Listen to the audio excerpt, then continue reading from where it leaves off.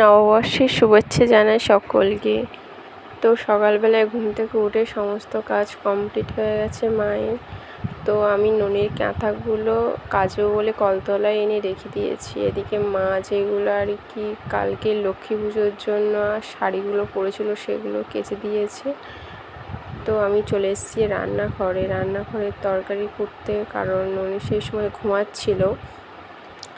তো আমি মুড়ি খাওয়ার তরকারিটা কুটে দিলাম। আর দুপুরে যেগুলো রান্না হবে, আমাদের তো আজকে নিয়ম হচ্ছে মাছ খাওয়া, মাংস খাওয়ার নিয়ম নয়। বছরের শুরুটা আমরা মাছ দিয়েই শুরু করি। পরের দিন হয়তো আমাদের মাংস হয়, কিন্তু ননির বাবু বাড়িতে নেই, ওর জন্য মাংস হবে না।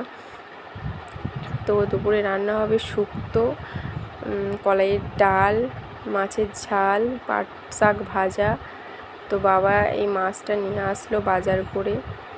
তো বাজার করে যে জিনিসগুলো নিয়ে এসছে সবজি থেকে ঝাল মশলা থেকে, সেগুলো সব মা ঢেলে রাখছে। তো মা দেখছি এদিকে কড়াইয়ে সেদ্ধ বসিয়েছে শুক্তোটা। তারপর মাছটাকে নুন হলুদ মাখিয়ে রেখে দিল কিছুক্ষণের জন্য। মাছটার যেন একটু পেটে ডিম হয়েছিল, সেইটা বার করে রাখলাম, আর বাদবাকিটা ফ্রিজে রেখে দেওয়া হয়েছে। তো মায়ের তো রান্না কমপ্লিট হয়ে গেছে, মা সেগুলো রেখে দিল। এত গরম পড়েছে, ফ্রিজ থেকে একটা ফুটি বার করে আমি বসে বসে খাচ্ছিলাম, আর ননি তার দাদুর সাথে খেলা করছিল, আমি সেটা বসে বসে দেখছিলাম। কেমন লাগলো ভিডিওটা জানিও। চলো এখানেই রাখছি।